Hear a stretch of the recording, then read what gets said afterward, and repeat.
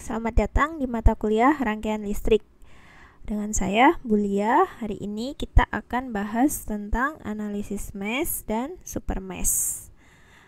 Oke, sebelum kita masuk ke analisis mesh, kita coba kerjakan soal analisis node yang kemarin menggunakan analisis mesh. Masih ingat soal ini ya? Yang pakai sumber arus. Nah, kita coba mesh ini sebenarnya dia itu analisis rangkaian, tapi dia pakai base-nya adalah hukum Kirchhoff yang kedua, yang voltage KVL ya. Nah, pertama kita selalu langkahnya adalah menentukan arus loopnya dulu. Nah, ini ada tiga loop. Nah, misalkan di sini I1 untuk loop 1, di sini di atas kita misalkan di sini adalah loop 2 I2, yang di sini tengah I3 gitu ya, loop 3. Nah, jadi ini mesh tadi lebih fokus ke voltage law ya, Kirchhoff voltage law. Kalau node lebih ke KCL, ke current ya, bedanya di situ. Jadi kita mau coba ngerjakan soal ini yang kemarin pakai node sumber bebas ya. Kita kerjakan pakai metode mesh. Kita tentukan dulu persamaan rangkaiannya. Untuk yang di loop 1 tuh kalian bisa lihat untuk loop 1 I1-nya searah dengan yang 4 ampere ya. Jadi di situ bisa langsung kita ketahui kalau kita ukur di situ current-nya langsung 4 ampere. Nah, yang loop 2 juga sama, itu di situ langsung kelihatan untuk loop 2 current-nya pasti 7 ampere ya. Itu langsung searah juga ya, current-nya I2 sama yang 7 ampere ya. Berarti kita langsung bisa ukur di situ current-nya sebesar 7 ampere. Sekarang kita masuk ke yang loop ketiga. Nah, loop ketiga nih di sini banyak komponen pasif. Kalian disuruh nentukan I yang masuk ke 4 ohm di sini menggunakan metode mesh, sama kayak soal yang node kemarin ya. Biasanya kita menggunakan KVL, sigma voltage pada rangkaian tertutup sama dengan 0 ya. Nah, kita coba baca di sini current I3 masuk ke 8 ohm ya. 8 ohm ini gabungan, berarti ya itu letaknya di antara I3 sama I2 ya. Itu ada I3 dan I2. Kita asumsikan yang kita hitung biasanya kalau di node voltage-nya yang paling tinggi ya. Tapi kita bisa gambar di sini nih, apakah current-nya searah atau berlawanan ya untuk yang 8 ohm. Kalian punya 8 ohm resistor di sini, I3-nya masuk dari kiri. Nah, sedangkan I2-nya masuk dari kanan. Berarti current-nya berlawanan. Karena kita lagi ngitung mesh yang di loop 3. Nah, ini pasti yang lebih gede yang I3. Asumsikan lebih gede, sama kayak pas kita node voltage-nya yang kita hitung lagi lebih besar gitu. Ya, untuk yang 12 ohm di situ I3 ya, jelas ya. Situ current-nya current I3. Dan yang 4 ohm, itu kan dia resistornya terletak di antara I3 dan I1. Nah, kita coba gambar 4 ohm. Current-nya apakah searah atau berlawanan? I1 dari kanan ya. I3-nya dari kiri. Berarti berlawanan ya. Kita lagi ngitung I3, berarti yang lebih gede I3. 3 minus I1. Oke, kita sederhanakan persamaan ini. Kita bisa substitusikan di sana di persamaan yang atas ada I1 4 ampere, I2-nya 7 ampere. Oh, maaf, ini tidak terlihat ya. Tapi nanti akan saya coba tulis di bagian sisi kanan. Ini tidak terlihat. Jadi kita sedang menyederhanakan persamaan ini. Kita substitusikan I1 4 ampere, I2-nya 7 ampere. Nah, biar dapat I3 ya. Yang kita cari di sini, karena yang I1 udah ketahuan 4 ampere, I2-nya udah ketahuan 7 ampere. Oke. Langsung aja kita hitung.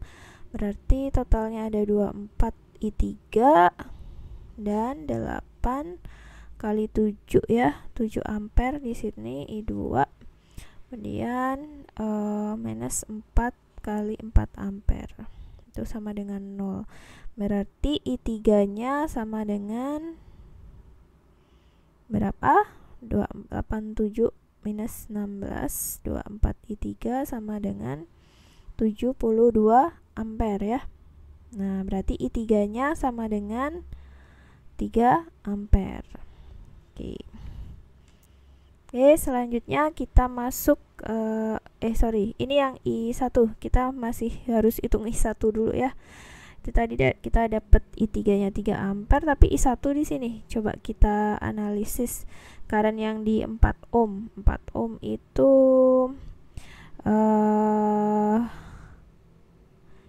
I3 minus I1 ya, berarti ya harusnya ya. I3 kan ya. Nah, I1 masuk. Tapi coba kita gambar dulu ya. Di sini ada I3. Ini I. Kita kan mau cari I. Coba kita lihat not di sini. Titik di sini. I-nya masuk ke resistor dan I3 nya masuk dari bawah. Kemudian I-nya masuk dari sini. I1 masuk, I3 masuk, I-nya keluar. Berarti minus 1 ampere ya. Untuk I di sini besarnya minus 1 ampere. Selanjutnya kita langsung masuk ke konsep mesh. Di sini kita yang pertama masuk adalah sumber bebas. Karena mesh ini kan tadi base Kirchhoff voltage law ya. Nah, jadinya kita analisisnya paling gampang, catu dayanya adalah tegangan, sumber tegangan bebas. Di situ ada 16 volt, 9 volt sama 6 volt. Langkah pertama kita selalu menentukan arah currentnya dulu, loop currentnya dulu. Ini sebenarnya nggak ada khususnya, mau searah jarum jam berlawanan jarum jam, kita tentukan aja langsung. Misalkan di sini loop I1. Kalau kita pakai analisis ini pertama ketemu negatif 16 ya. Kita pakai KVL, jumlah tegangannya sama dengan 0, negatif 16 pertama kita jumpai. Kemudian untuk yang 2 ohm berarti I1. Nah, positif 9, 3 ohm itu di antara I1 dan I2. Coba kita gambar apakah currentnya searah atau saling berlawanan. I1 kiri masuk, I2 nya masuk dari arah kanan. Oh, ternyata berlawanan dek. Kalau berlawanan berarti tandanya nanti berbeda ya. Yang kita lagi hitung loop 1, I1 minus I2 sama dengan 0 ya. Jadi kita tinggal sederhanakan aja nih persamaannya ini. Nah, jadi 5I1 ya, ini 2I1 tambah 3I1, 5I1 minus 3I2 sama dengan 7. Ini kita dapat persamaan 1 dari loop 1. Sekarang kita masuk ke persamaan yang I2. Nah, yang I2 ini jumlah voltage-nya sama dengan 0, 3 ohm di situ berarti pertama ketemu minus 9 ya. Ketemu minus 9, 6 ohm di situ I2 ya. Dependen di sana ada 6 volt positif. Nah, yang 3 ohm di sini. Nah, tadi kita sebenarnya udah tahu yang 3 ohm ya. Yang 3 ohm itu kan currentnya berlawanan karena kita lagi ngitung di yang kedua, di I2 minus I1 sama dengan 0. Selanjutnya kita sederhanakan persamaan ini. Jadinya 3I2 minus 3I1 positif 9I2 ya. Sama dengan sama dengan 3. Nah, ini adalah persamaan kedua. Kita substitusikan dan eliminasikan persamaan 1 dan 2 untuk dapat currentnya. Nah, jadinya kita dapat 5I1 minus 3I2 sama dengan 7 untuk persamaan 1. Selanjutnya yang persamaan 2 minus 3I1 positif 9I2 sama dengan 3. Nah, kita kalikan 3 ya, yang atas ya. Kalikan 3, bawah kalikan 1. Kita jumlah ya, biar hilang ininya. Yang 9, yang I2.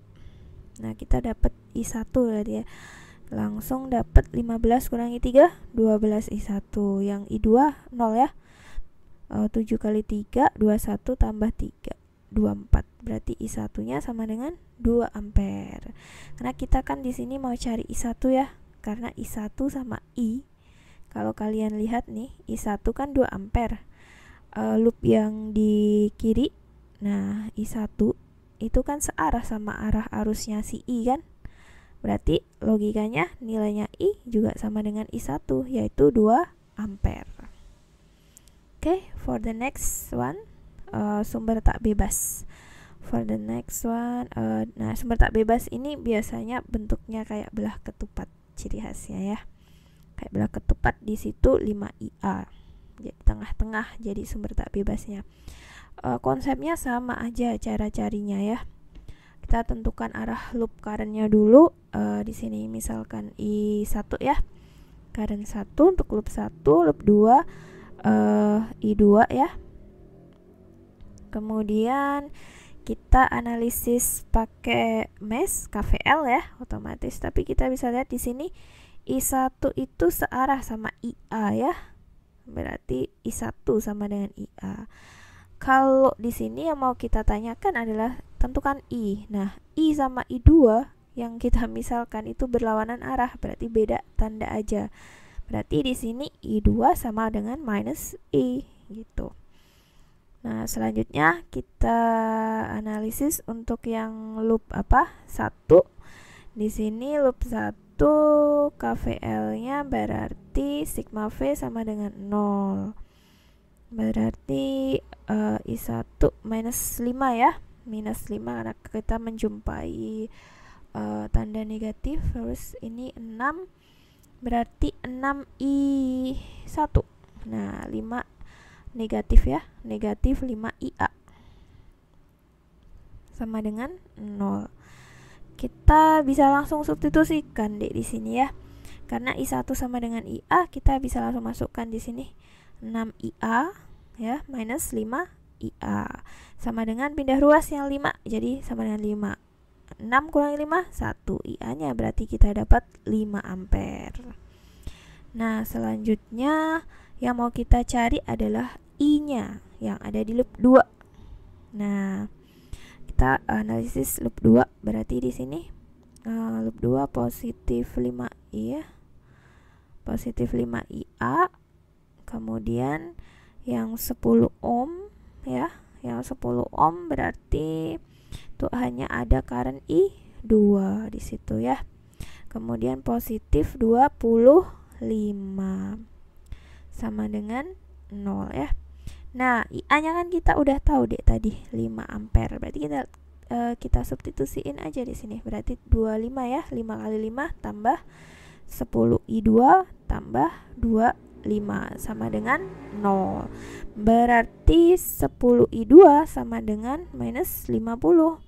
Artinya I2 sama dengan 50 minus 50 dibagi 10 minus 5 ampere. Nah, karena tadi kita udah tahu I2 minus I ya, berarti I sama dengan minus I2, berarti di sini jawabannya I-nya adalah 5 ampere.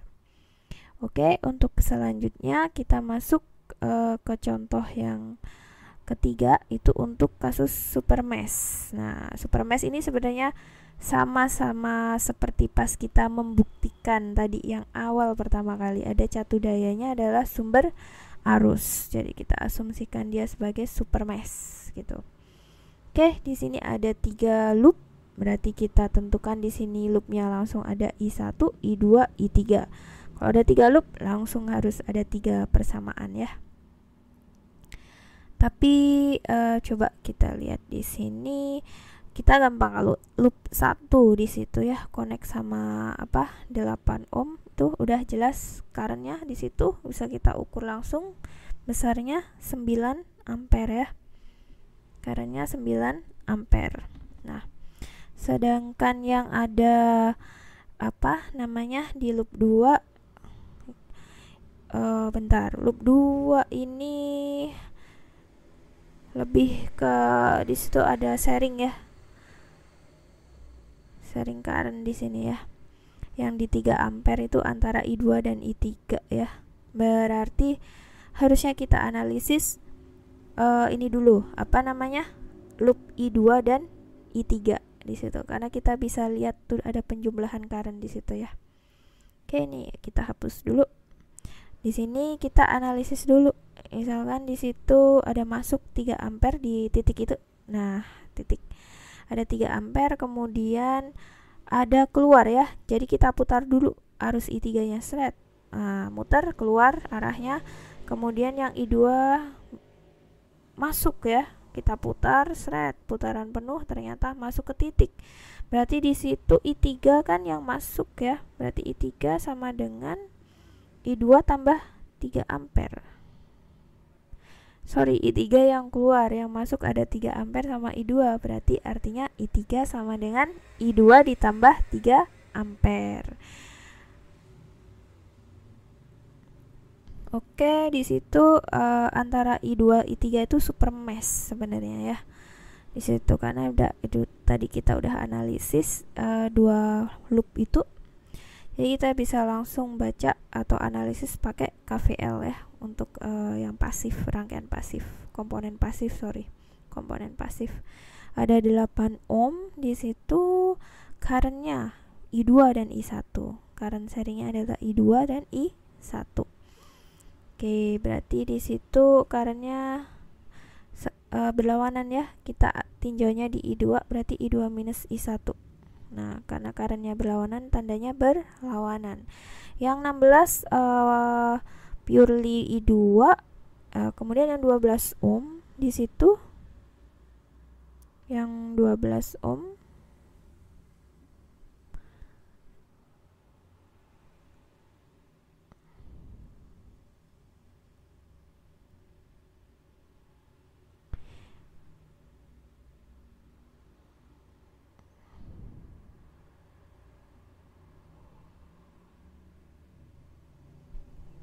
Oke, bentar, ini tadi sempat salah ya, jadi saya hapus dulu. Oke, nah ini yang 12 ohm I3 ya, purely I3. Oke, kita dapat persamaan ini. Kita substitusikan di sini I1-nya 9 ampere, I2 dan I3-nya I2 plus 3 ampere. Oke, 16 I2 ditambah 12 I3-nya dimasukkan, I2 ditambah 3 ampere ya. Kita substitusikan ke sini. 2 tambah 3 ampere sama dengan 0 ya. Oke, selanjutnya tinggal kita sederhanakan. Di sini totalnya 36 I2 sama dengan 36. I2-nya sama dengan 1 ampere. Karena kita udah tahu I2 1 ampere, I3-nya jelas 4 ampere ya, karena I2 tambah 3 ampere. Oke. Nah, yang ditanyakan di soal adalah berapa nilai I-nya? Berapa nilai I-nya di 16 ohm? Nah, di 16 ohm itu current-nya kan sama dengan I2, berarti 1 ampere. Gitu, gampang ya. Nah, selanjutnya untuk pertemuan selanjutnya silakan kalian coba. Di sini ada soal kuis, tentukan I dengan metode mesh untuk rangkaian ini, yaitu I yang ada di 4 ohm. Kemudian di sini ada soal UTS tahun 2018. Coba kalian tentukan I0 yang current ada di 2 ohm. Okay. Thank you for watching this video and see you in another chapter.